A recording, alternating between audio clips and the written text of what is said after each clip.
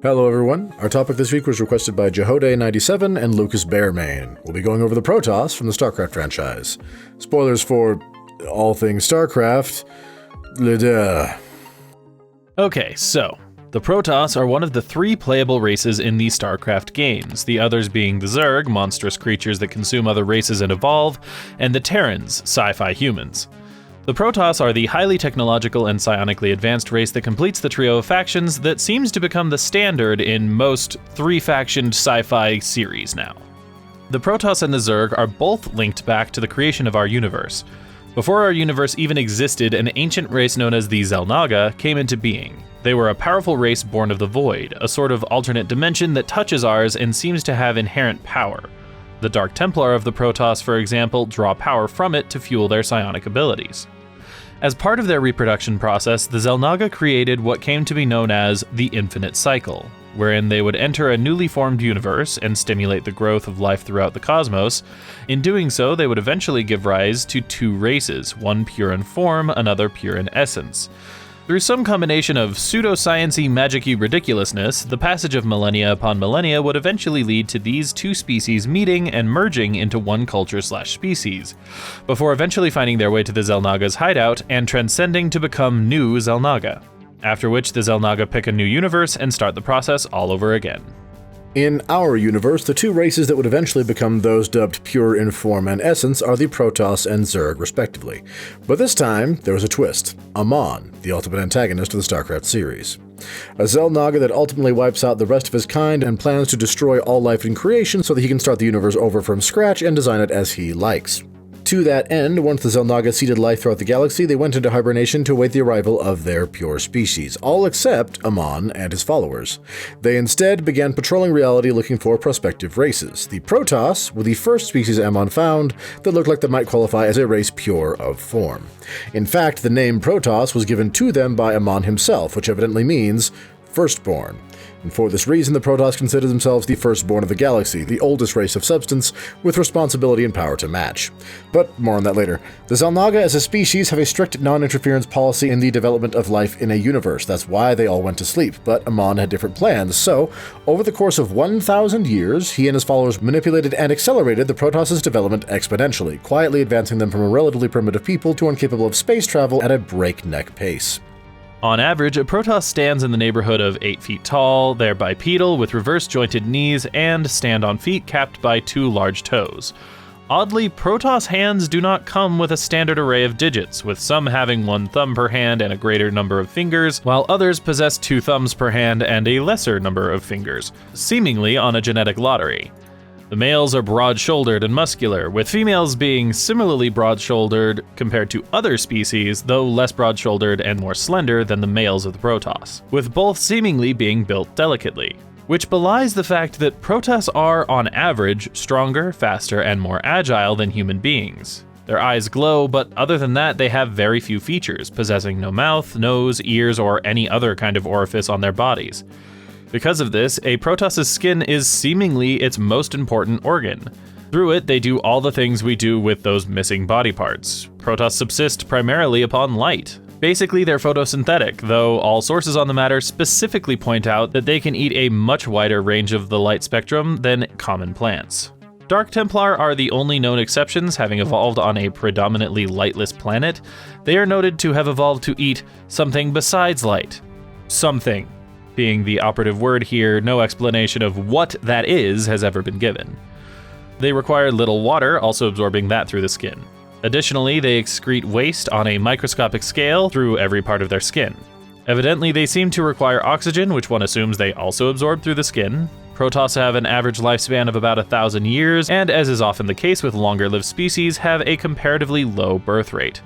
Additionally, a combination of genetic quirks and psionic might render the Protoss completely immune to the integration process that the Zerg use to absorb most other species. The last notable aspect of Protoss physiology are their nerve cords, ropey hair-like extensions protruding from the backs of their skulls that assist in facilitating their psychic abilities. all Protoss are psionic, and when Amon first encountered them, what initially intrigued him was the baseline telepathic and empathic link shared by the species as a whole. Its range is not unlimited. In fact, modern Protoss use armor and ship-mounted devices to enhance their telepathic range, as well as larger-scale broadcasting platforms for interstellar communication. But through this network, early Protoss were capable of sharing both thoughts and feelings, linking all of them with, at the very least, their immediate companions and neighbors.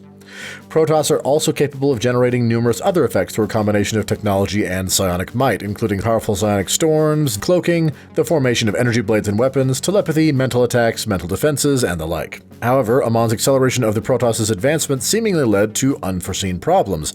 As their culture became more advanced, the Protoss churned out great advancements in science, art, technology. All of this was to be expected.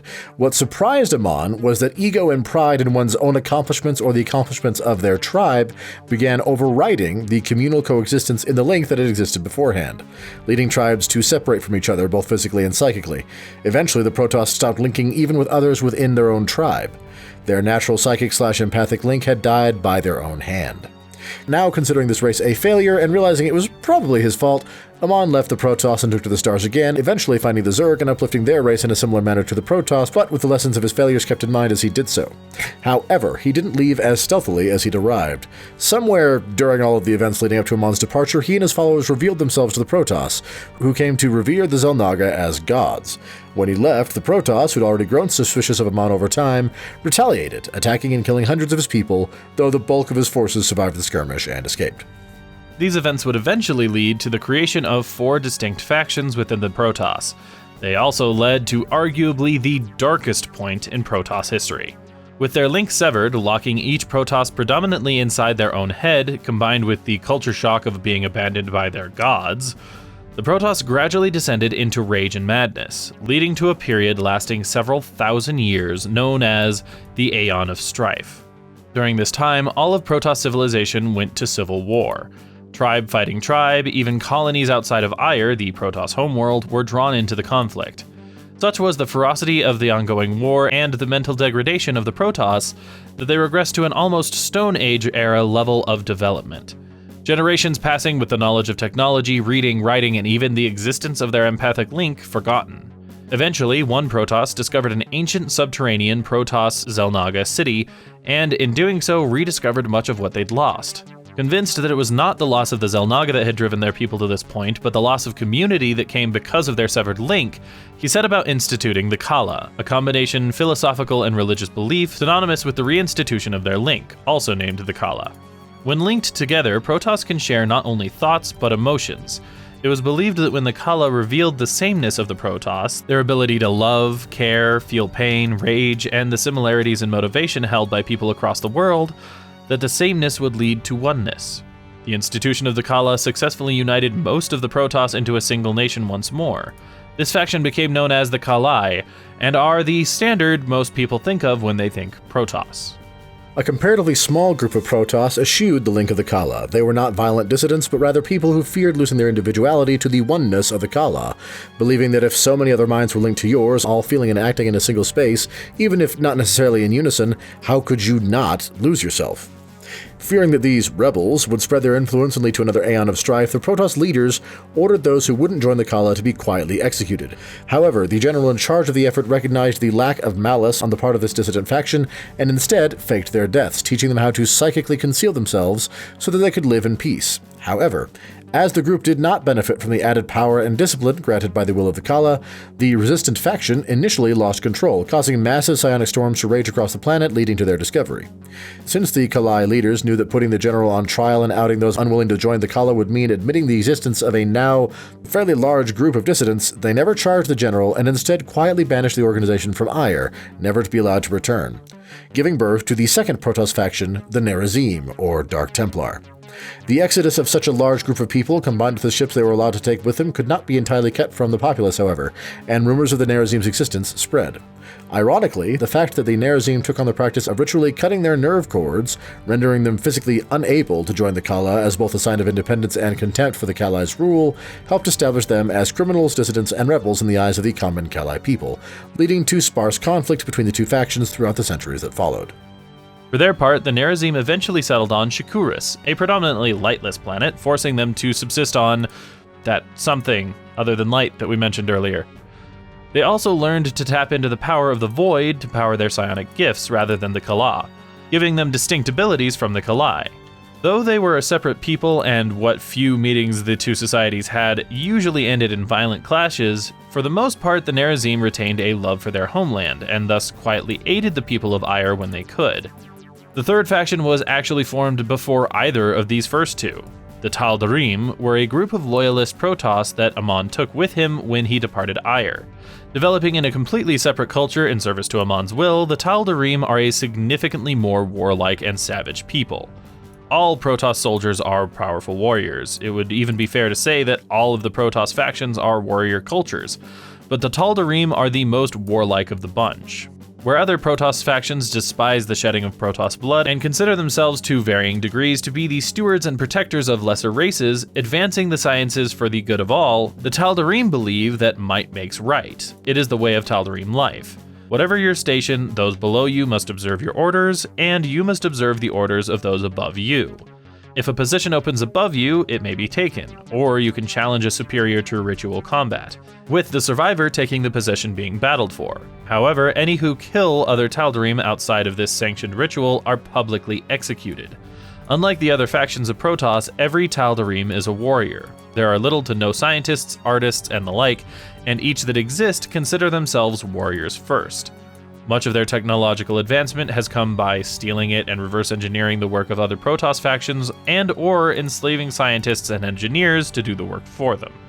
The last faction came into existence during the Protoss's Golden Age.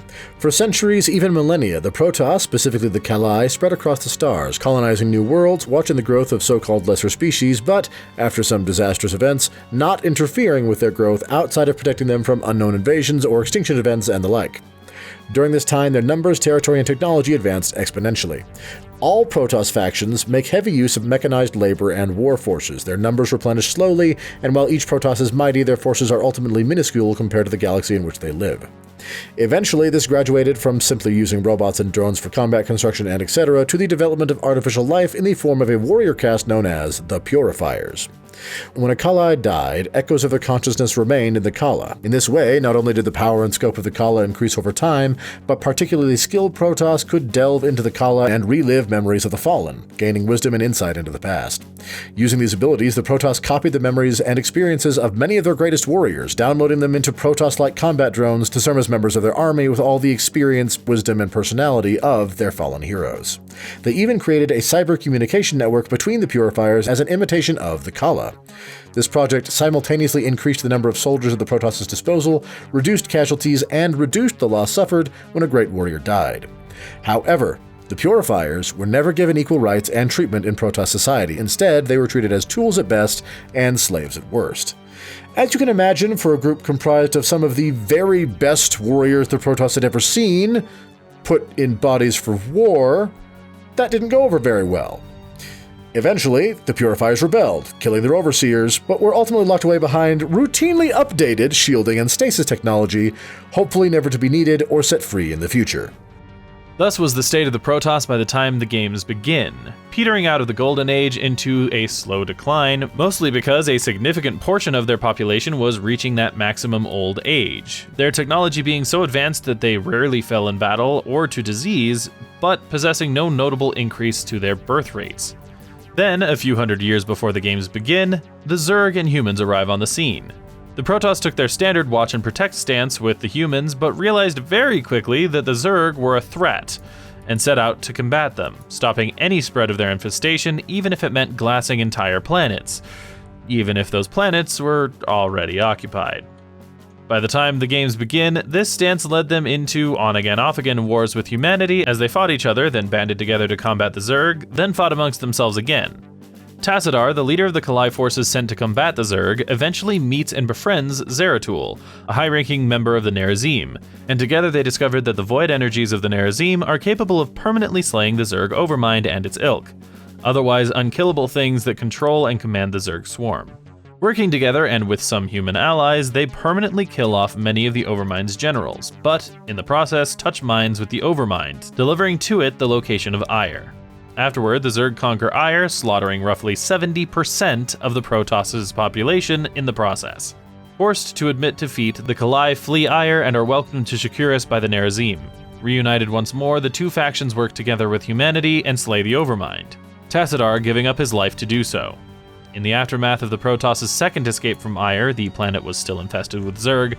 They are contacted by Kerrigan, previously a human, turned weird Queen of Blades, and eventually leader of the Zerg, to inform them that a new Overmind was being birthed on Aiur. Realizing what a problem it would be if another such being was allowed to live, the Protoss killed that one too, unwittingly paving the way for Kerrigan to assume control of the Zerg swarm. A few years passed, and the Kalai and Nerazim lived in ever more tense peace, with larger skirmishes and outright rebellions having broken out amongst themselves in between the earlier battles with the Zerg swarm and the Overmind. Artanis, the general who took command of Kalai forces after Tassadar's death, was appointed leader of the new coalition of Kalai and Nerazim, a coalition they called the Dailam. Realizing that the only thing really holding the Dailam together was the danger of the Zerg and the love of their homeworld, Artanis spent those years building an army to retake Aiur. In the very hour of their attack to reclaim their ancestral homeworld, Zeratul appeared to deliver a warning, calling for the attack on Aiur to be postponed, as they were about to have much larger issues. He'd learned of the existence of Amon, something lost in the Aeon of Strife, and that thanks to the machinations of his agents, he'd been reborn into their universe. Amon's body had been slain and his consciousness banished to the void by his fellow xel'naga once they'd learned what he was up to. Zeratul also learned of Amon's plans to destroy all life in the universe, so he knew they'd need all hands on deck to combat Amon. Unfortunately, Artanis was certain that the Protoss as a people needed this victory and the reclamation of Aiur for morale and cohesion, especially if they were going to be fighting their ancient gods next. The attack proceeded as planned, things were even going well until they realized where Amon was hiding. He didn't have a body, his minions hadn't finished building him one yet, and the entities capable of housing a consciousness like his were few and far between. But the Protoss had one, the Kala. Amon nested inside the Kala, corrupting it and bending every Kalai connected to it to his will, Artanis included. Zeratul severed Artanis' nerve cords, breaking Artanis' link to the Kala and resultantly Amon's control over him, but died in the process. Artanis then collected what people he could find and fled the planet. With the bulk of the Kalai forces under Amon's command, he began ravaging the surrounding systems with the massive fleet the Protoss had spent years building. Artanis severed the nerve cords of what Kalai he could reach and worked together with the Nerazim to combat Amon's plan. They sought out the Tal Darim, most of them also servants to Amon's will, but made a deal with a Tal Darim leader who was in line for Supreme Commander, assisting him in his ritual duel for advancement. When he won, he brought the Tal Darim to the greater Protoss race's cause. Having learned of Amon's plan to destroy everything, Tal Darim included, the Tal Darim sought vengeance alongside their Protoss brothers, as Amon had lied, promising the Tal Darim would usher in the new world as his heralds. The quest for allies and resources continued, taking the Protoss to the Purifiers, who they freed and with promises of equal rights and privileges convinced them to join. The Dailam now consisted of an alliance between every known Protoss faction, and they took the fight to Amon. Shakuras would be destroyed in the coming battle, but with their combined efforts, the Protoss destroyed Amon's still-growing body, then shunted him from the Kala long enough for every Kalai to return to their senses and severed their own nerve cords, removing the power of the Kala and banishing Amon to the void once more.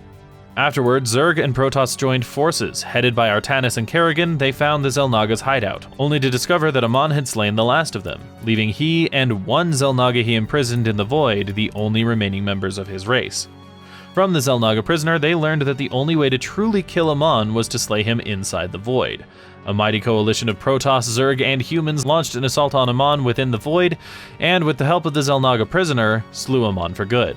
The xel'naga prisoner died in the process as well, ending the infinite cycle. In the aftermath, the Protoss began to rebuild and figure out how to move forward, not only with their mixture of cultures, but with the Kalai now having to learn how to live without the Kala, all attempts at creating a new one having failed. The Kalai and Nerazim settled on Aiur, the Purifiers worked alongside them but largely remained separate, keeping to themselves. The Tal Darim elected to leave and found their own separate nation, though all Tal Darim were given a one-time chance to join the rest of the Protoss instead. The future of the Protoss is uncertain, the present is dark, but one thing is certain. When the Protoss work together, they can accomplish miracles. And that's basically the Protoss, the most advanced species from the StarCraft franchise. We hope you enjoyed this video. If you did, please leave us a like and maybe share it with someone you know might like it. If you have ideas for videos you'd like to see in the future, do like Jehodi97 and Lucas Bearmain and let us know in the comments down below. If you'd like to see more videos from us in the future, be they lore, let's play, or other, go ahead and hit that subscribe button. In the meantime, this has been True Masters and Morons signing off.